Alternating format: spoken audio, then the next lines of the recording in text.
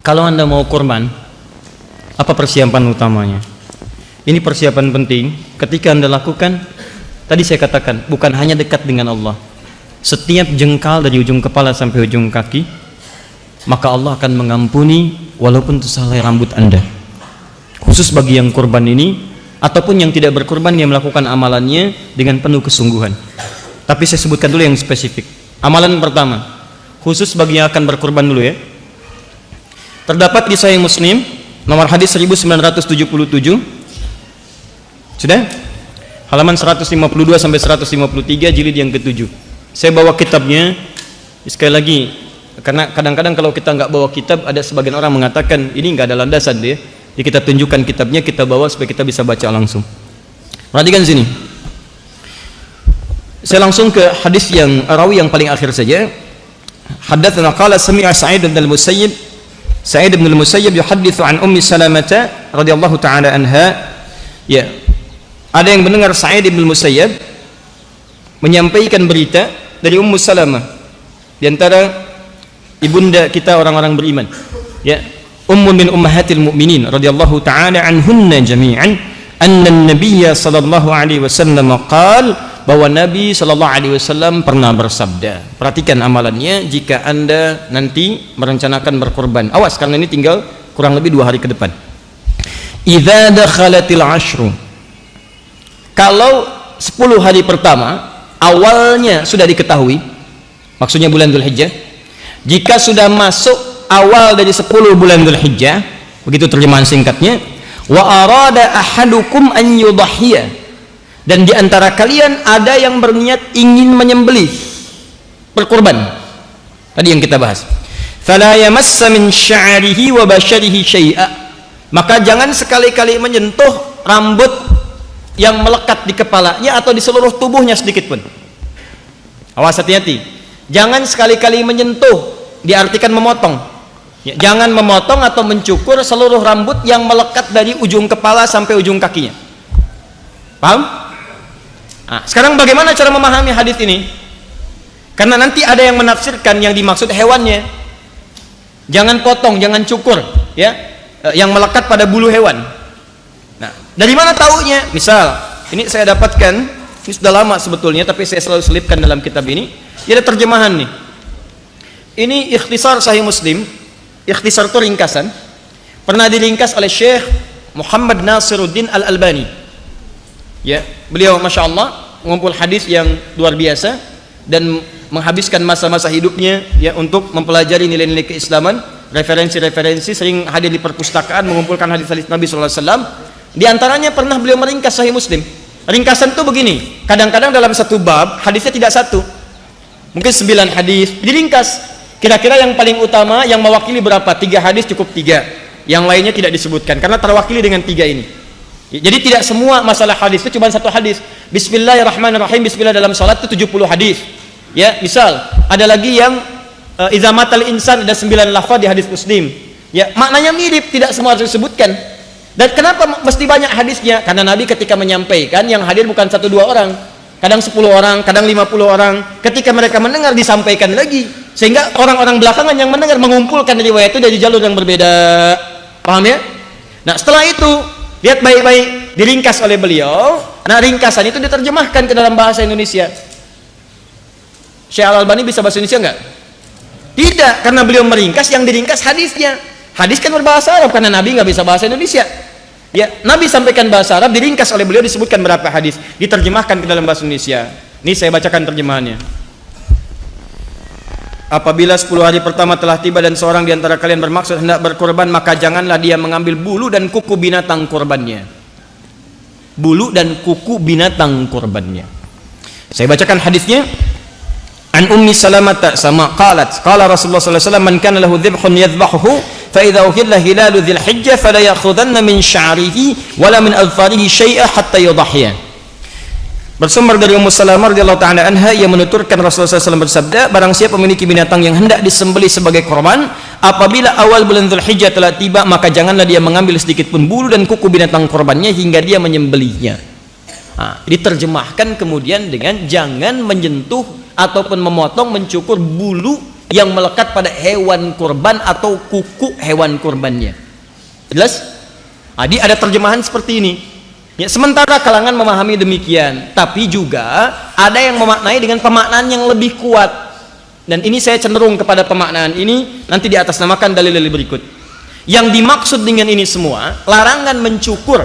Ingat, mencukur ataupun memotong baik rambut ataupun kuku, saya lebih cenderung pemahamannya bukan ke hewan, tapi lebih cenderung kepada orang yang berkurbannya. Dari mana kemudian dalilnya? Baik, mari kita lihat dengan 3 pendekatan.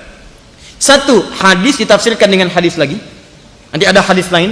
Ingat, kalau ada berita dari Nabi, kemudian hadisnya tidak hanya 1, maka kaidah yang berlaku di ilmu hadis al-jam'u wa taufiq, kumpulkan semua hadisnya, baru pahami secara menyeluruh kemana maksud pernyataan hadis Nabi itu. Jangan cuma satu-satu. Kalau cuma satu-satu, lemah nanti pemahamannya. Alhamdulillah. Nah, hadis yang ini ketika disebutkan di Sahih Muslim itu nanti ada hadis yang biasa dengan nomor, ada turunan hadis menggunakan bintang. Ada bintang, bintang, bintang. Biasanya yang bintang itu menunjukkan syarah hadis yang sebelumnya, atau asbabul wurud, sebab kenapa ini diperintahkan. Nah, sekarang setelah kita baca yang ini, kita baca hadis yang lainnya. Saya bacakan hadisnya. Haddatsani Al-Hasan ibn Ali Al-Hulwani, haddatsana Abu Usama, haddatsana Muhammad bin Amr, haddatsana Amr ibn Muslim bin Ammar Al-Laili, qala kunna fil hammam qubail al-adha. Fokus baik-baik. Lihat sini. Rawi yang terakhir Ammar ibn Al-Laili Al-Laythi, maaf, Ibnu Laythi mengatakan, dulu kami sedang berada di kamar mandi dekat-dekat waktu Idul Adha.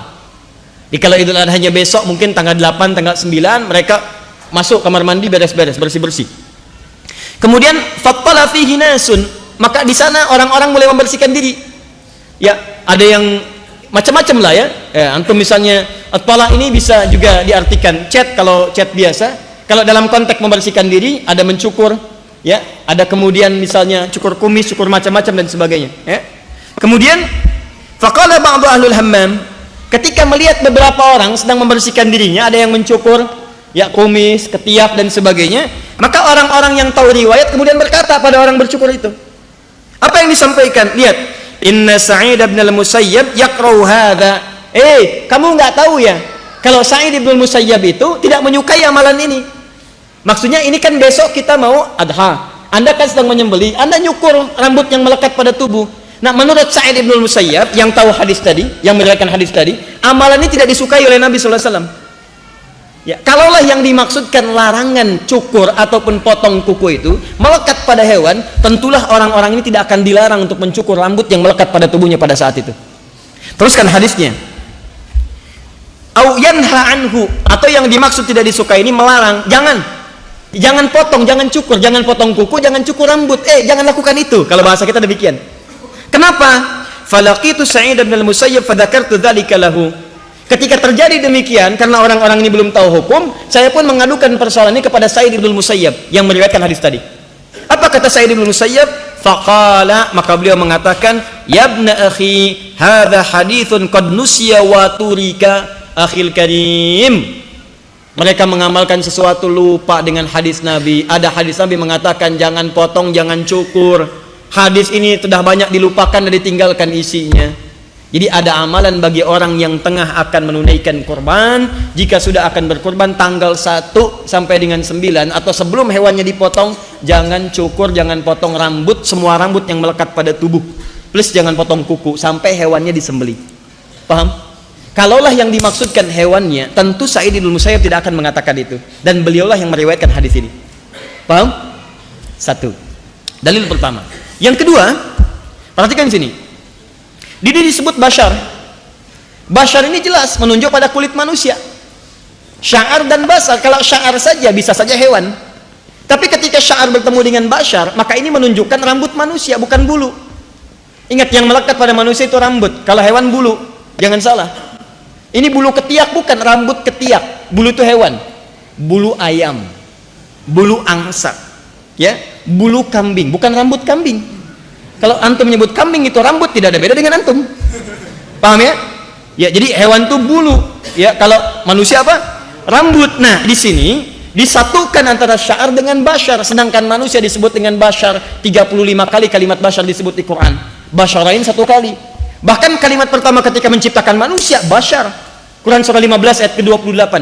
Wa idz qala rabbuka lil malaikati inni khaliqun bashara. Saya menciptakan seorang bashar. Kenapa disebut dengan bashar? Menunjuk kulitnya yang beda dengan kulit binatang. Lain, kulit manusia lain dengan binatang. Silahkan cek. Berbeda. Ya, beda. Antum lihat badak, beda dengan kulit antum. Main keragunan lihat, sama enggak? Sama enggak? Sama enggak? Beda. Ya, cuman Darwin yang sama. Biarin aja dia, kita enggak ikutan. Paham ya? Baik, jadi teman-teman sekalian, Charles Darwin dia mengatakan manusia berasal dari hewan gitu kan, dan seterusnya. Kita tidak sesuai dengan itu semua. Kembalikan ke sini. Maka ketika dikatakan di sini min sya'rihi wa basyarihi, ini menunjukkan rambut manusia, bukan bulu hewan. Jelas? Yang ketiga dengan nalar.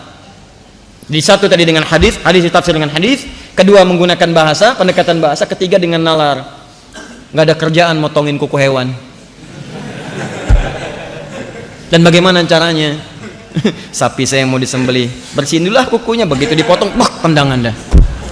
Paham? Nah, jadi yang dimaksud di sini adalah manusianya, bukan hewannya.